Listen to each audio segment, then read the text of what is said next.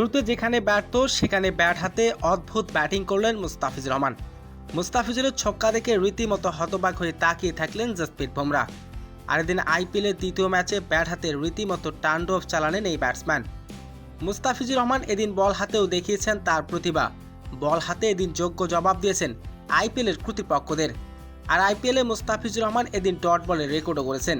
দর্শক, বিস্তারিত থাকছে ভিডিওর প্রতিবেদনে। টান টান উত্তেজনার মাঝে এদিন মুম্বাই ইন্ডিয়ান্সের বিপক্ষে খেলতে নেমেছে মুস্তাফিজুর রহমানের দল দিল্লি ক্যাপিটালস। তবে ম্যাচ শুরুর আগে মুস্তাফিজুরকে নিয়ে অনেক আলোচনার কেন্দ্র হয়ে উঠেছে, কারণ মুস্তাফিজুর রহমান কাটার স্লোয়ার রীতিমতো পরাস্ত প্রত্যেকটি ব্যাটারি, এমনকি ডট বলের রেকর্ডও করেছেন কাটার মাস্টার মুস্তাফিজুর রহমান। তবে এদিন শুরুতে টস জিতে আগে বোলিং করার সিদ্ধান্ত নেন দিল্লি ক্যাপিটালসের অধিনায়ক। তবে এদিন শুরুতে ব্যাটিং করতে নেমে মুম্বাই ইন্ডিয়ান্সের অধিনায়ক রোহিত শর্মা গুরুত্বপূর্ণ উইকেটটি হারিয়ে ফেলেন। তবে এদিন মুস্তাফিজুর রহমান বল চোখেই দেখতে পারেনি মুম্বাই ইন্ডিয়ান্সের অধিনায়ক রোহিত শর্মা। মুস্তাফিজুর কাটার স্লোয়ার জাদুতে এদিন ব্যর্থ হন রোহিত শর্মা। মুস্তাফিজুর রহমানের ইনিংসের দ্বিতীয়তম ওভারের দ্বিতীয় বলেই এদিন ক্যাচ আউট হয়ে ফিরেন রোহিত শর্মা। মুস্তাফিজুর রহমানের বল এদিন চোখেই দেখতে পারেনি এই ব্যাটসম্যান।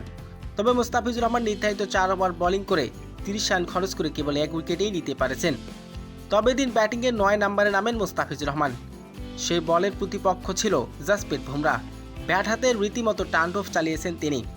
মুস্তাফিজুর রহমানের ব্যাট হাতে দেখে রীতিমতো হতবাক হয়ে তাকিয়ে থাকলেন জসপ্রীত বুমরা। আর মুস্তাফিজুর রহমান এদিন 1 বল খেলার সুযোগ পান, সে বলে অবশ্য আউট হন। তো দর্শক, মুস্তাফিজুর রহমানের আইপিএল এমন বিধ্বংসী বোলিং আপনার কেমন লেগেছে?